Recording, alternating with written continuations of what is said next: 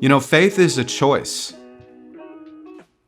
For me, at least. For some people, it's an ideology. For me, it's a choice. I choose to believe that whatever happens to me is for me. You know, it's happening for me rather than happening to me. And this certainly has challenged that. Welcome to another episode of the Anonymous There podcast. I'm your host, Joe Chura. And on today's show, I'm setting it up from beautiful Lake Tahoe, California, which could not be more fitting for my guest, who is an award-winning poet. He is a Grammy Award winner. He is a songwriter. He has a brand new Amazon Prime special out, a book that recently dropped called Inquire Within. I'd like to introduce you, if you don't know him already, to InQ. On today's show, InQ and I talk a lot about perspective. We talk about following your passion. This is not about how to get ripped or what to eat or how to work out. This is more about mental clarity and how do you overcome things and how do you change your mindset when things get tough. He also graces us with a few poems, which is just awesome. I can't wait for your feedback on this one. Leave your comments. Please follow this podcast, if you will. It means a ton to me. But until then, until you can do those things, just listen and enjoy this episode with InQ.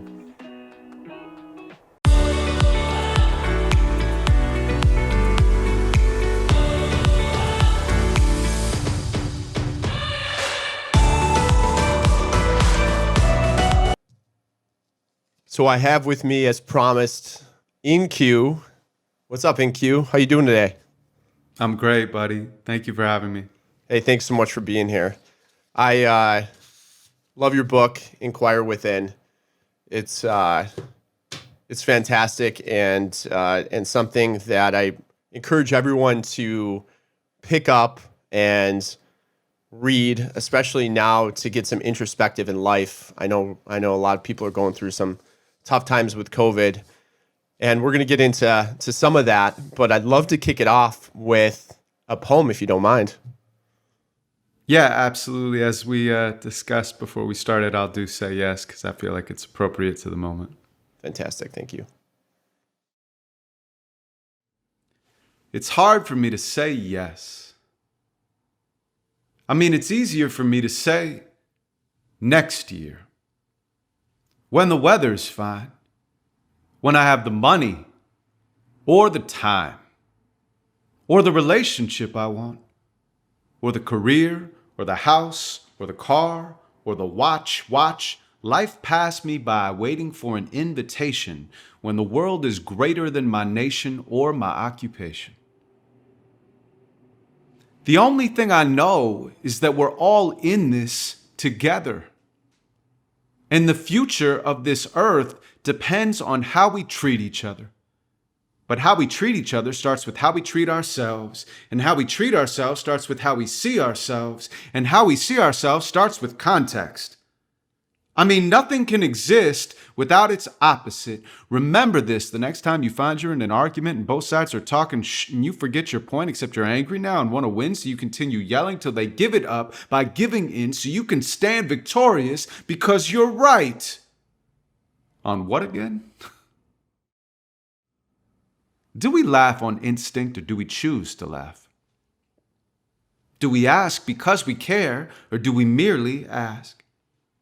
I ask you this because I care about how humans act. We're animals, aware of our future and our past, and this can be an obstacle to traveling our path. Instead of just accepting where we're at, we analyze our tracks for what we could have had, looking back, focused on the memories instead of on the facts, hence what we attract. Still, it's strange to factor in how fast it really flashes past. It's an exponential graph from creation into ash. Me, I'm sentimental 1 minute. Then I'm making plans, staking claims, shaking hands, breaking out or breaking in. I've about 1 billion mimes hidden underneath my skin, and they pull my face into this grin or push my wrinkled forehead in. So pour the gin and philosophize, 'cause no one has your awesome eyes. Your view is worth the lows and highs you'll go through on this roller coaster ride.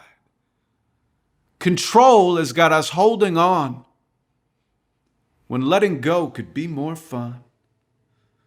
Hands up, embrace the drop. Eventually your life is gonna stop. It's gonna level out, then come back up until you reach a different top, because one day all your wheels fall off, so take advantage of your shocks. Do something you've never done. Do someone you've never done. Go someplace you've never gone, someplace that will scare you some. Be someone you've never been. You feel all that adrenaline? It's medicine to jumpstart a spark inside your skeleton. See, everywhere you are is where you're supposed to be. So hopefully, you're hopelessly as lost as me. Because if you're not, you ought to be.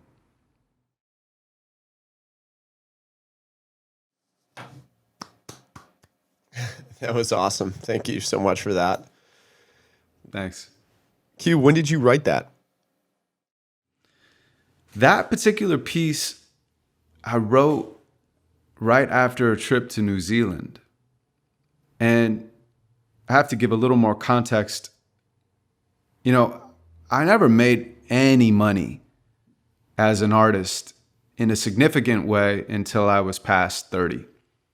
So there were many years where I was struggling and trying to figure out, how to make rent or buying gas with change, all the things that struggling artists have to do along the way. And when I finally started to make a little bit of money, I realized that I really hadn't left LA. I had been kind of confined to where I grew up for most of my life. And I decided that I wanted to start saying yes to life. So I booked a trip to New Zealand by myself. And I went and I had this unbelievable adventure. And on the way back, I crystallized that thought in my mind that it was going to be a period of saying yes and getting outside of my comfort zone and trying new things and going new places and meeting new people and just being more open to life. Because I would say, even aside from the finances, in that earlier part of my life, I just wasn't open. And so it was almost a declaration of a new chapter in my life.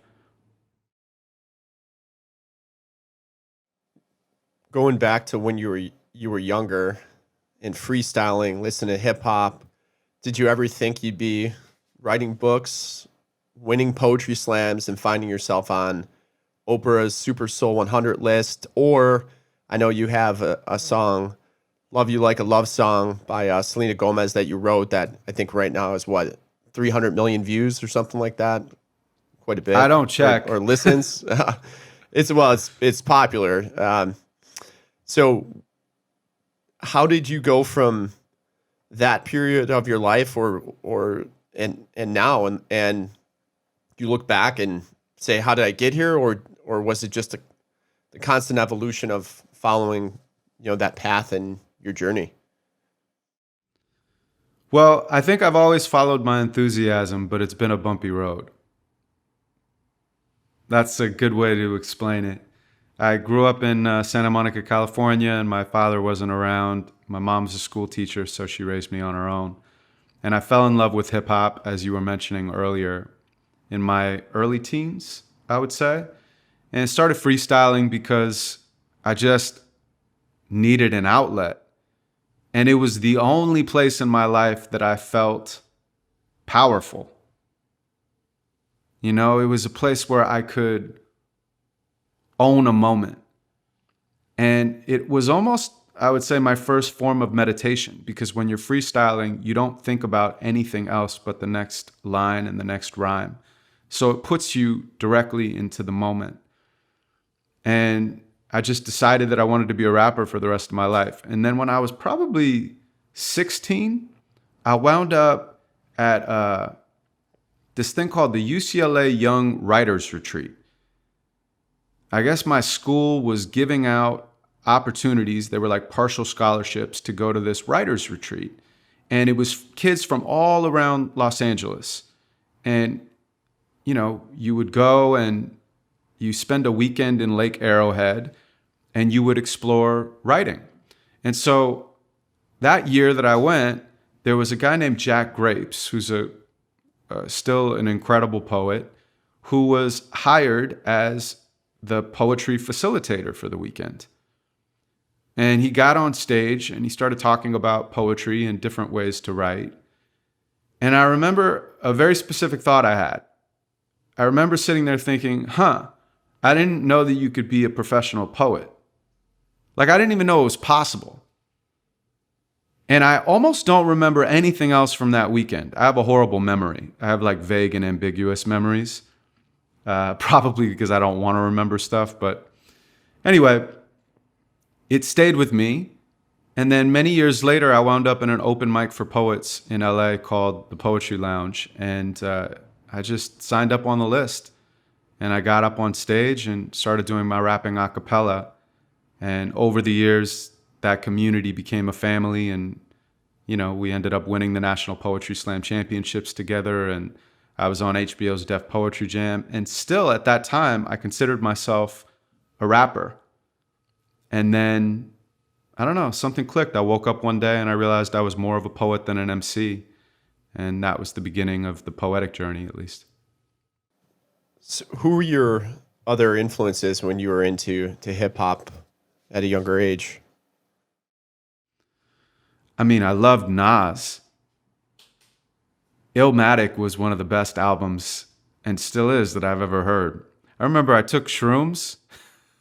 You can edit this out if you want. That's all good. Okay, so I took shrooms and I put my head literally up to the boombox. You know, it was tape. So I put my head up to the boombox, and that was how I got surround sound at that time. And I just played the whole album while I was tripping. And by the end of it, I was like, oh, okay, I understand. Nas is God. And that was my big realization for that shroom trip. So I met him many years later, and it was almost like meeting God. But there were so many people during that specific period of time that were pushing the boundaries. There was a sense of infinite possibility, unbridled creativity, excitement, passion around hip hop. And for many years, you know, people said, oh, this is a fad. You know, it's going out. And yet now it's the biggest music in the world. Sometimes I think, like, I wonder what it's like for people coming up listening to hip hop these days, because you have J. Cole and Kendrick Lamar and these unbelievable artists who are out there. But there was something very specific about that time period. It was almost before it had been overly commercialized. And so there was a sense of discovery. And you felt like you were a part of the movement and the culture. Even as a white guy, all of us in my, you know, friend group and neighborhood, we had a sense of ownership over this music. We were religious. We would argue with each other about the best MCs. You know, I mean, you had a sense that you were a part of something. And if you were a hip hop head, you were almost a hip hop head first. So, you know, to answer your question in a really long way, no, I never considered myself, you know, a writer, or, you know, in terms of author, or I never considered myself a songwriter. I never thought I would be helping to pen pop songs or anything like that. But life unfolds. And one thing I have learned is if you're in the river, which we all are all in the river, you can hold on to the rocks, or you can let go and take the ride. And so I'm taking the ride. I know you talked about the relationship with your father a bit. Do you think that kind of influenced your inner kind of soul to want to express yourself in this way, to kind of get those feelings out? And how and if he, like, do you think things would have been different had he been around when you were younger? I mean, definitely things would have been different if he had been around, but I'm not sure if they would have been better or worse. I'm happy with who I am. And if I'm happy with who I am, and by the way, I just want to say one thing. I don't mean like I'm a finished product. I'm still in process, like everybody is. But I know who I am and I love who I am. And if any single thing was different, I wouldn't be sitting with you right now in the way that I am. And so I don't regret anything or wish anything was different. I've truly forgiven myself and anyone else that I felt like wronged me over the years. In fact, I have gratitude for them because I get to be who I am now. I talk about this a lot on the show, but it is so true that there's a few things that could have changed in life, just those few either choices or things that have happened to you and how you reacted to them that can change your entire trajectory. And I want people to realize too, like when things like that happen, it's about opening that door and exploring what's on the other side of that, what's in that room, or what's on the other side of that door, because it's probably another story that's going to take you somewhere else that you're meant to be.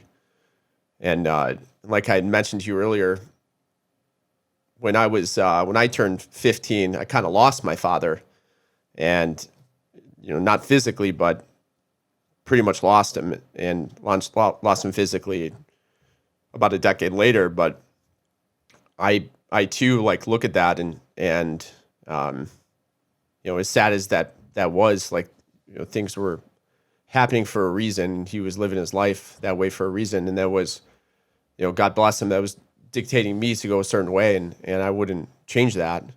I wish he was still around, but I can't change that, obviously. So I totally respect what you're saying, and you're right. I would never have met my wife if I hadn't been in a certain place in a certain time, and that wouldn't have happened if those other things didn't happen. Have you forgiven your dad? Do you feel at peace? Yeah, I think I have. It's something I don't talk about a ton. Mm-hmm. So I do think there's something there that I'm trying to get through, but it's I do look at. I've been looking more lately at the positives and all of the good things, because certainly you can dwell on the bad, and no one's perfect. I certainly am not, but it was tough at the time. But again, I look at if he would see me now and he would see this world. He was an audiophile guy, so the fact that I'm even doing a podcast, he'd be proud of, let alone anything else. So it's just taking the pauses from, I think, the people you learn from in the family, and just really trying to remember those, because it's easy to remember negative things. I mean, we all have a negativity bias. I think the stat's like 8-1. You remember more negative than positive in your life, and just kind of getting through that. But hearing your story and hearing just what you said on how you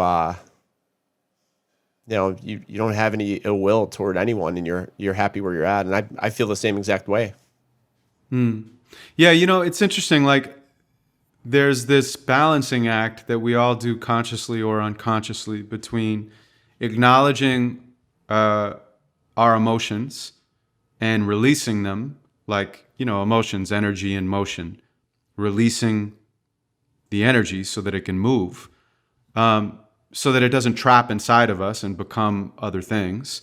And then also not giving into those emotions so much that you wind up perpetuating them or victimizing yourself or any of those types of things.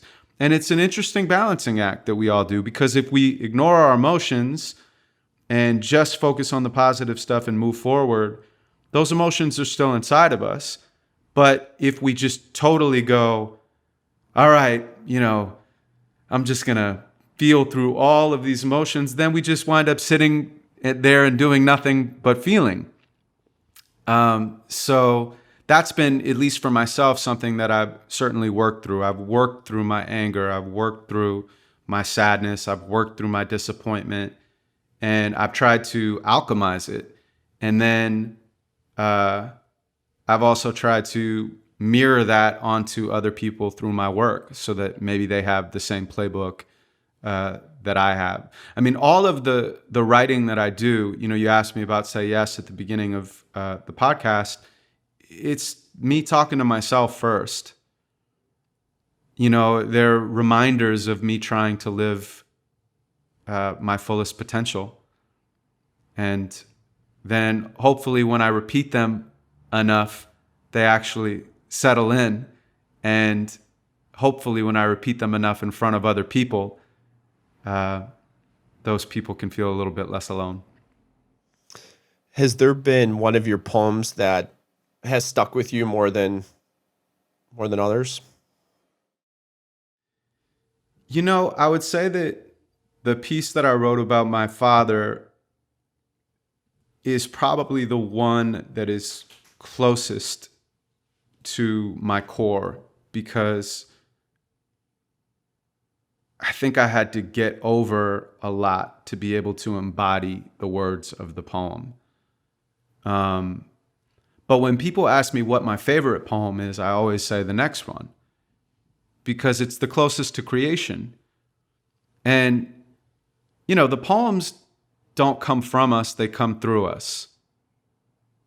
And that's a microcosm for life and creativity in general. I consider myself almost like a firefly catcher. I'm just trying to communicate with the muse, and I don't judge her when she shows up.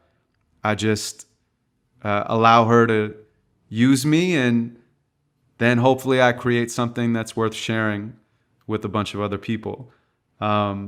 So the thing that is closest to creation is always my favorite, because it's closest to God, I guess.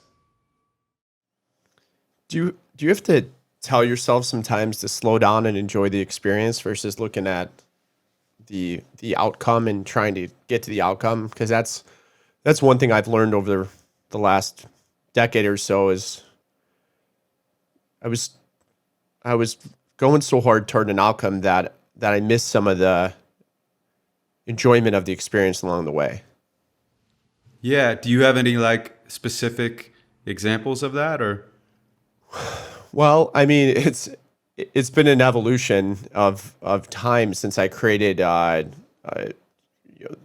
two companies in 2011 and then 2013 respectively.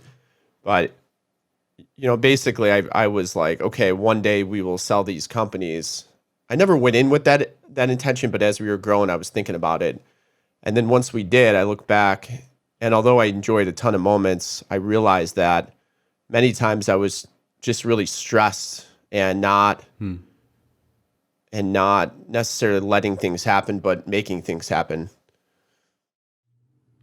Yeah, look, man, I can certainly relate to that. I think one of the things that the pandemic has actually taught me on a deeper level, these were concepts that I certainly explored before, but I think they just impacted me on a deeper level, is just that you're not what you do. I mean, who you are can be intertwined with what you do, but they're also separate. And I think that for whatever reason, when I started creating, it became enmeshed with my identity, And so there's a part of me that, of course, wants people to enjoy my work, and, my ego gets some validation and value from that. And I make a living doing what I love. And so there's a level of pressure and expectation around that. But when I first started, there was really nothing but me having something that I wanted to say through this particular art form. And so I've been trying to get back to that, because all of that pressure and expectation causes stress. I think that there are moments that you have to push through. If you want to build anything really big, you have to use whatever fuel you can use at times to bring it into reality, because it's very difficult. But what got you here won't get you there. And so you have to always kind of ask yourself, well, what fuel source are you using? Is the fuel source desperation? Is the fuel source obsession? Is the fuel source need? Is the fuel source validation? Like all of these things, right? And I want my fuel source to be love.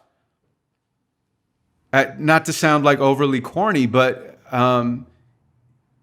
that's what I want. And so when I realized that I was using alternate fuel sources that weren't necessarily healthy for me, I very consciously tried to be aware of what I'm using to motivate myself to build the next thing, and to hopefully find a way to have these goals, but not be so attached to the outcome that I don't enjoy what's happening in the moment.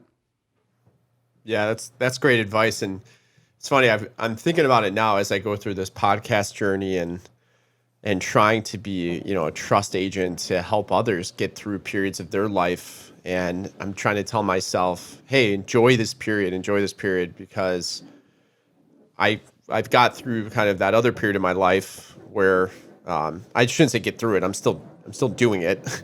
I'm still actively an entrepreneur and still run a company. But this new journey I'm looking at, and I'm saying, okay, you have to take the time and enjoy it. And what I realized, it's easy to say once you've accomplished something to look back and say, oh, I wish I would have enjoyed it. But now when you're in it again, you're kind of doing the same thing. And that's why I got to keep reminding myself, slow down. Yeah, I feel you, man. We're definitely on the same page with that. Who has, outside of musical influences, do you have any mentors or any other folks that inspired you along your journey? Because I know it's been a long one too, and that's the other thing that I'd love to understand more. Maybe this is a two-part question then. So that any inspiration or mentors along the way, and then secondly, it's great to see your book. It's great to see your Amazon special. It's great to know you're doing all these things. Those are outcomes of all the practice and the probably hundreds of thousands of hours that you put into this craft. Maybe start with the mentor first, but then how much work it takes to get there. Because a lot of times people see the outcomes and they start going down a path of whatever they want to achieve. They find it out it's hard, and then they stop. Yeah, I mean, that's why if you're going to do something that's really difficult, at least the initial inspiration. Well, I don't know. I was going to say something and now I'm disagreeing with myself in my mind. For me, the initial inspiration was love. And then it changed over time. I remember I had this amazing girlfriend. Everybody has the one that got away until they find the one. Yeah. So she was the one that got away until I found the one. And now I'm so grateful to her and all of that. But an amazing woman. She was a young woman at the time. I think she was 22. And she had, this is years and years ago, she had been a surfer. And she got offered a surf contract. And she turned it down. And I was like, why did you turn down a surf contract? She's beautiful and she was a great surfer and they were offering her real money at the time. And she said, because I don't want to have to do what I love for a living. I know it will change my relationship with what I love. And surfing is for me. And I remember being like, that's some bullshit, But now I'm like, yeah, I hear you. It's actually something I deeply respect. I mean, what integrity to make that type of decision. Now, I decided to do what I love for a living, but it morphed over the years. And so now back to the question that you asked and that I was disagreeing in my head. At first I was like, oh, you have to do it with something that you love at the beginning. But then I thought, no, anything can really draw you into it. But whatever that thing that draws you into it, it has to be something that inspires you and moves you. It has to be something that wakes you up at night. It has to be something that you dream about. It has to be something that no one says, I'm going to create a schedule for myself to work on this dream. No, you're always working on the dream because it's in you. It's in your cells. And then it's not a choice. It chooses you, no matter what the fuel source is. So, yeah, that's why when people ask me, hey, do you think I should be a professional poet? I'm like, if you have to ask me that question, the answer is no. Do I think you should be a poet? Yes. Do I think you should write as much as you want? Yes. Do I think you should share as much as you want? Yes. Should you get gigs if you can? Yes. But if you're questioning whether or not you should dedicate your life to it, then it's not necessary to your life like it was necessary to mine. There was nothing else I could have done. And then the second answer is my mentors were my community. You know, there's not like a clear road to success as a modern day poet. There's not a clear road to monetization. So I had to create it. And we were all in the scene, building the scene in real time. So I didn't look to people who had come ahead of us. I looked to the people immediately around me. And every time I would see other poets on stage, I would go back to my notebook and I would write. Some of the best art experiences I've ever had was watching another poet on stage. And that's one of the reasons I'm so passionate about the art form. Yeah, I'm the same way in the sense that my mentors were archetypes of a dozen different people from all over the place. You know, just people most of them I never even met. Just like listened to, observed from. And it was. Did you have any mentors that were close to you? Not really. It was. They were all archetypes.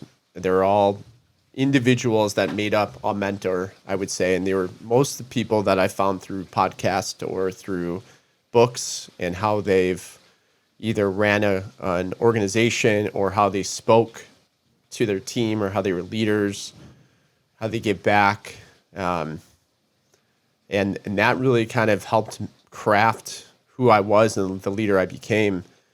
Now, over the last few years, I've grown close to a few people that I consider my mentor in certain areas, but that's kind of a path I'm going down now, is trying to find the best people in a given field and try to learn as much as I can from them.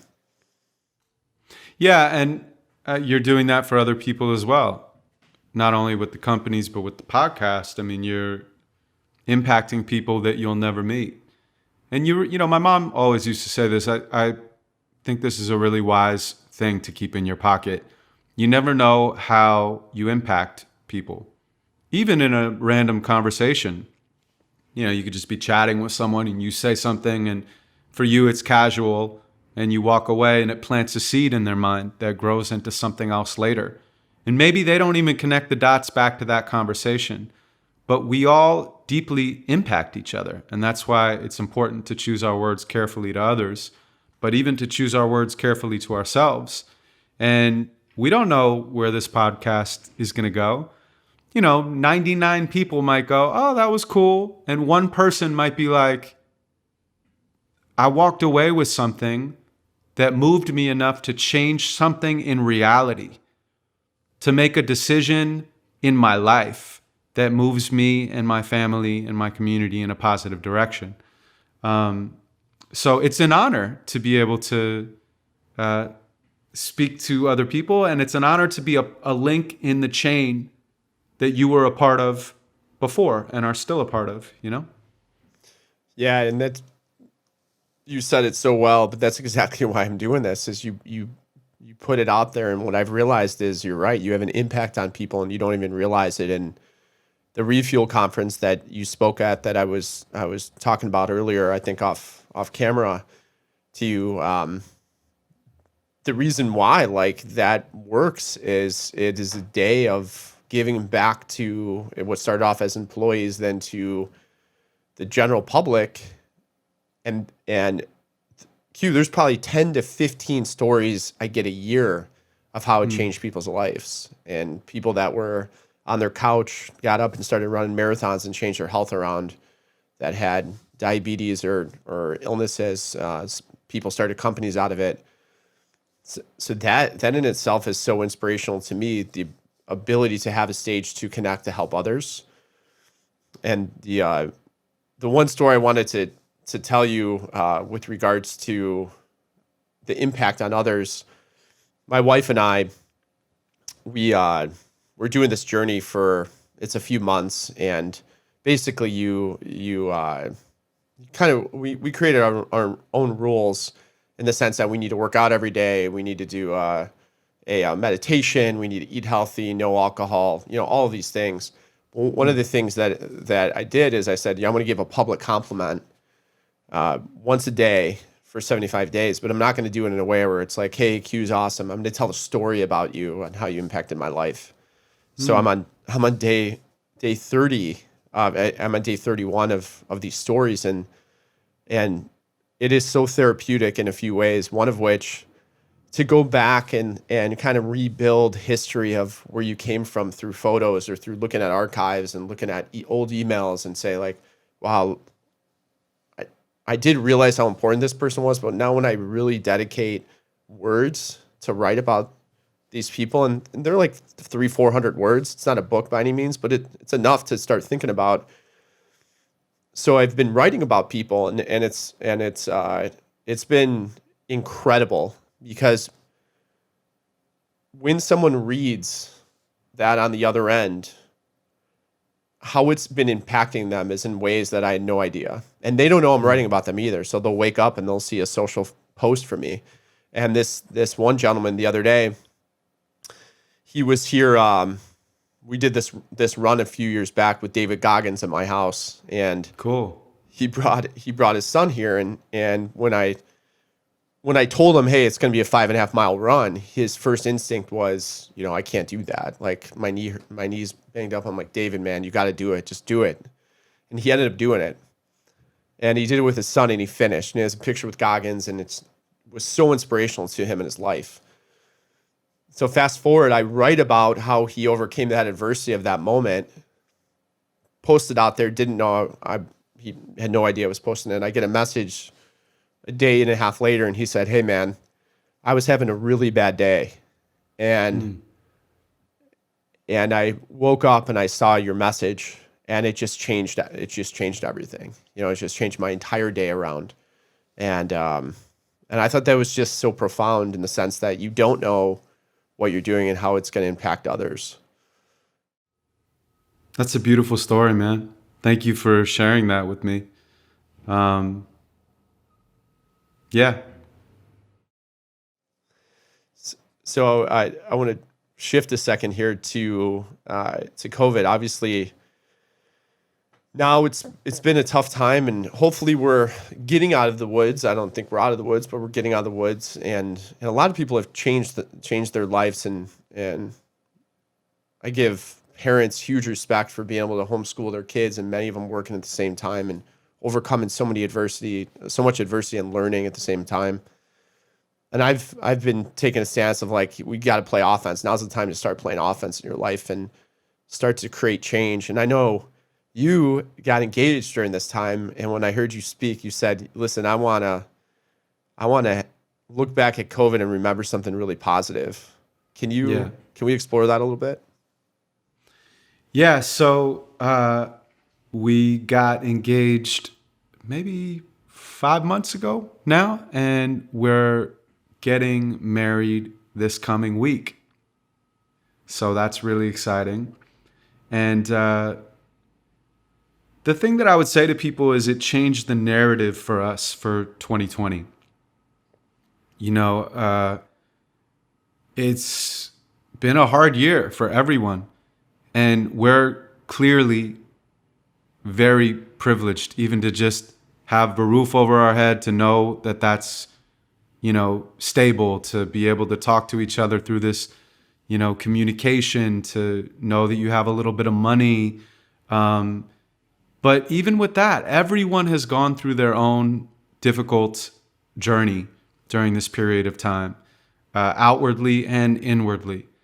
And so for us as a couple to have a memory from 2020 where we committed our lives to each other, to have a moment where we celebrated our love, was so special. And that is what we think about when we look back on last year. And so I've been saying to people that, that's a huge thing. To get engaged is a big, big deal. But you don't have to change the narrative on such a large level. You could change the narrative, for the year, or you could change the narrative for the month, or you could change the narrative for the week or for the hour. And you could do little things that allow you to remember that period of time from a place of possibility and hope. Faith is a choice. For me, at least. For some people, it's an ideology. For me, it's a choice. I choose to believe that whatever happens to me is for me. It's happening for me rather than happening to me. And this certainly has challenged that. The divisiveness that we've all experienced, and the amount of death that is out there, and the economic hardship and the quarantining. But I believe that we're going to come out on the other side of this better. I believe that. And I believe that for myself, and I believe that for America, and I believe that for humanity. I think that this was necessary. And so I want everybody out there, if you take one thing from the podcast, maybe take changing the narrative. You could write down 20 ways or 10 ways that you could change the narrative at this point in your life, so that you're telling yourself a different story, so that you have a different memory. I absolutely love that and wholeheartedly agree. It is we're going to remember COVID, but to remember it in the sense that you got engaged during this time where you changed your life. I know many people have had amazing accomplishments over this period because, one, I think they finally got a chance to slow down a bit and take advantage of what we have, which is 2 feet on the ground, which I think is a crazy blessing. Every day, obviously. And to your point, is sad as some of the news is out there regarding COVID and what's done to people, or unemployment. It's created this sense of adversity that I don't think we would have had otherwise. And I think that's how you grow. I agree. And I feel that nature is kind of putting us in a bit of a timeout. I'm a capitalist. I say that, with pride. I'm not like one of these people that's like, capitalism is bad. No, I'm a capitalist, but I think we need to move into conscious capitalism, because I think that this thing that we've done that just consumes everything around us is unsustainable. And so I feel like Mother Nature is like, pause for a bit. You're on a timeout. Think about what you've done individually and collectively, and see if there are better ways that we can all do this together. And, whenever a person goes through a trauma, they're thrown out of their comfort zone, and they have at least an opportunity in that moment to see their lives differently and then make real change. And so I think this is our collective moment to do that. And as I said, faith is a choice, and I choose to be faithful. That's great. Shifting to a fun question, or hopefully, hopefully it's a fun question for you. What was one of the craziest reactions that you've received from one of your performances, from either a fan or someone in the crowd that you didn't expect? God, I don't have one story that comes into mind, although I'm sure after the podcast ends, I'll be like, oh, I should have told Joe that one. But man, I've just had so many people that have made major life changes from either being in workshops with me or reading my book or coming to a show. I've had so many people who have used my poems to get married, or at the baby showers, to read with their kids, just kind of countless stories like that continue to come in, and I'm always really humbled by it, because I'm the first person in my audience. Like I said, I made these things for me. But I give them away without expectation. I give them away to other people so they can have a new life. And so it's always really humbling when people take these things and it becomes a part of their story. Can you explain how your virtual storytelling workshops work? Yeah, so that is probably the most powerful thing that I do. I mean, we've built a business that, goes from songwriting to virtual shows to live performances to collaborations with huge brands that go out as commercials to, the list goes on and on. But the workshops hold a special place in my heart, because that is my opportunity to give the gift that has given so much to me, to other people.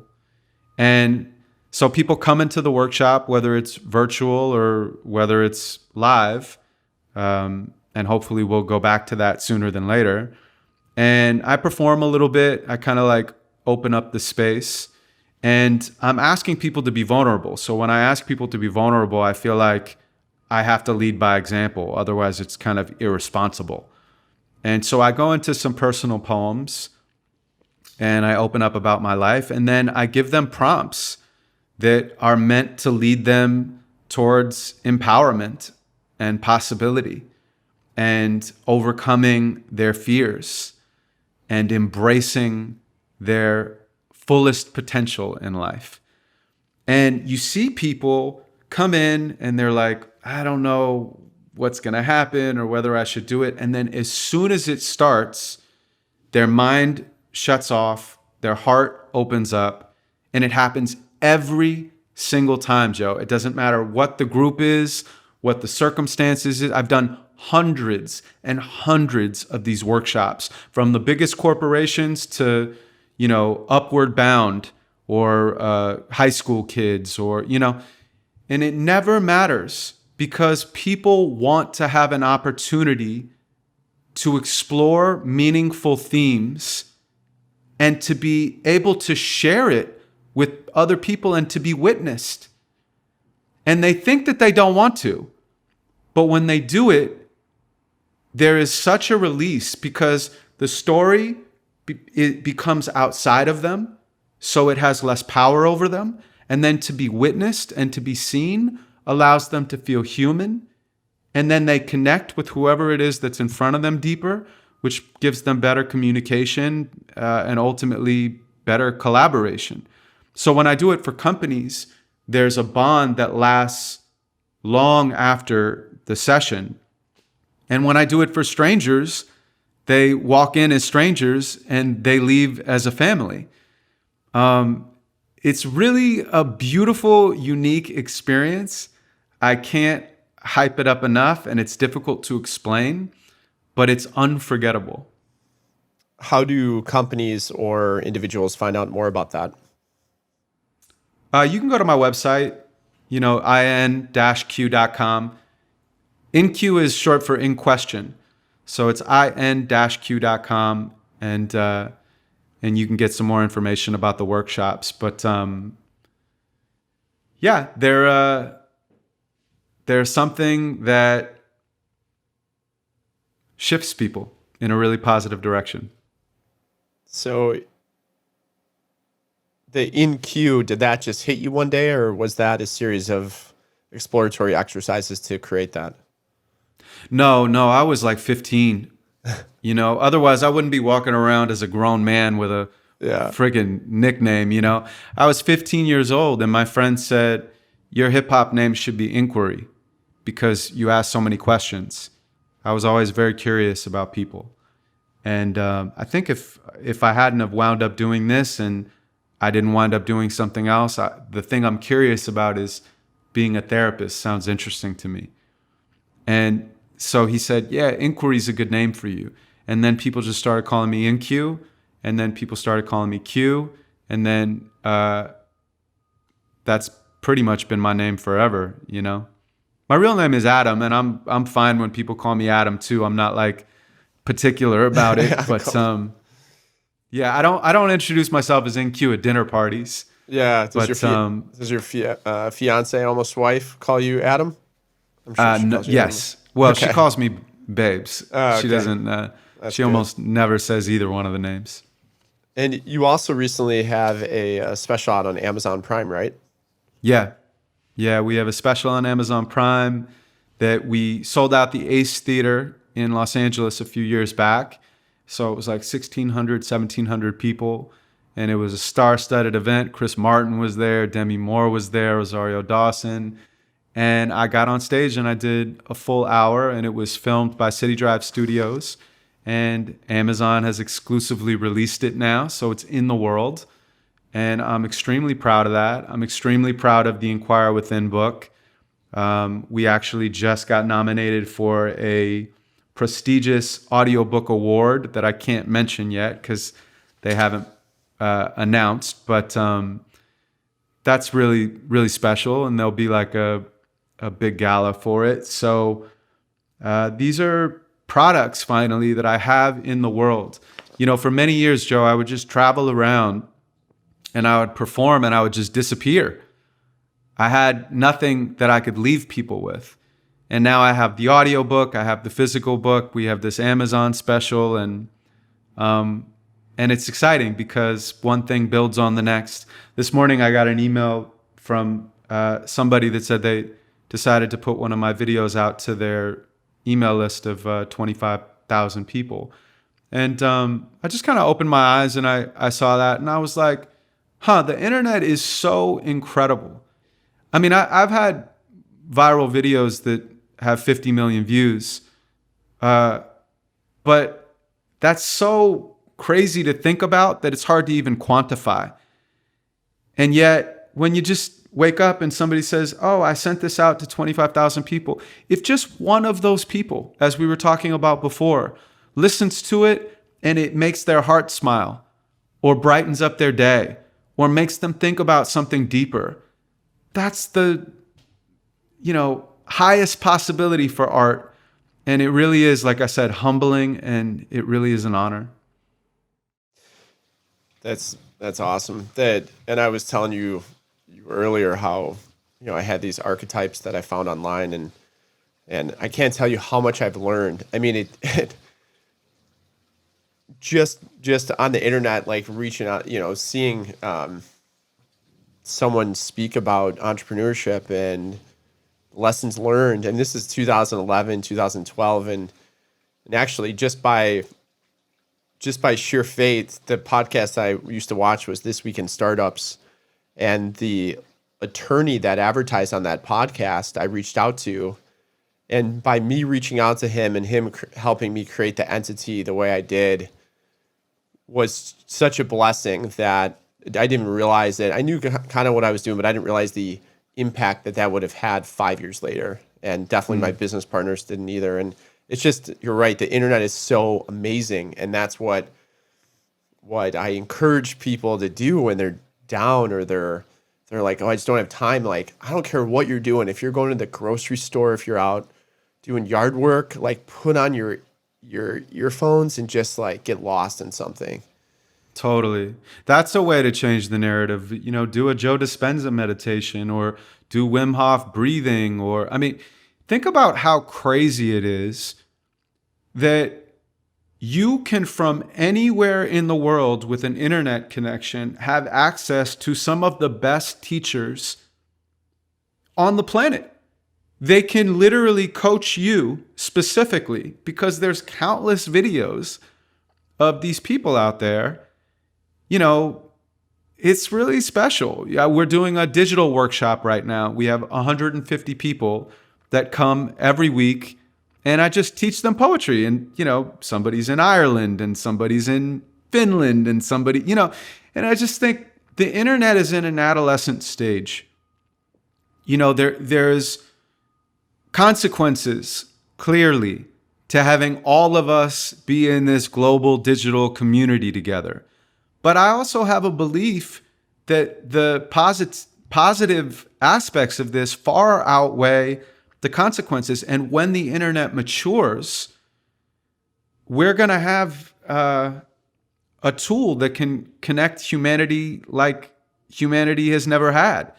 A way to go beyond our flags, beyond our beliefs, a way to connect with the highest teachers at the click of a button at any moment.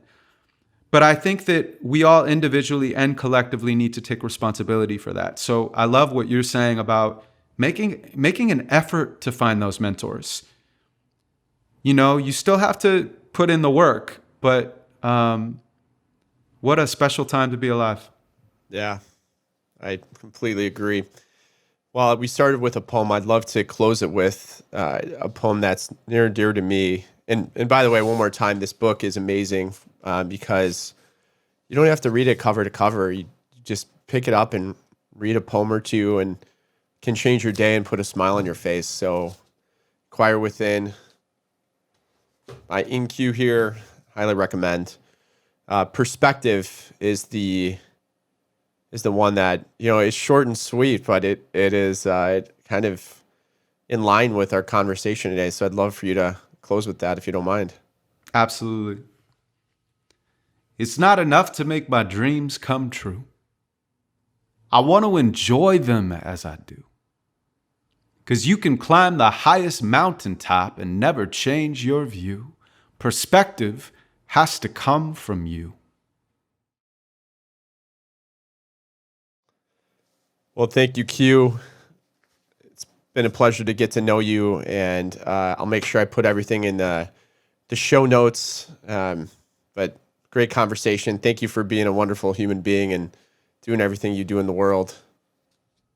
Thank you, man. Yeah, ditto. I really enjoyed chatting with you, Joe, and I acknowledge you for not only all you're doing in the world in terms of creation, but also in terms of service, the giving back from the podcast to the charities. And I appreciate your time and look forward to more. Definitely. I hope to meet you in person soon as well. Let's do it, man. Absolutely. All right. Take care, brother. Thank you. Later, bro.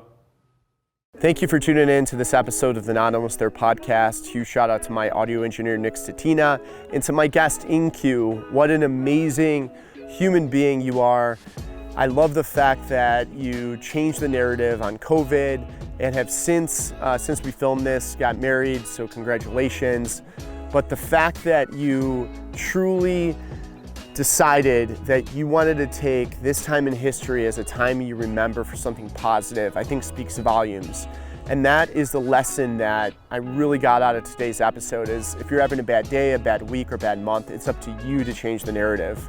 I'd love to hear your comments on what you thought of today's show. Please leave them either on social media or tag Not Almost There or on YouTube.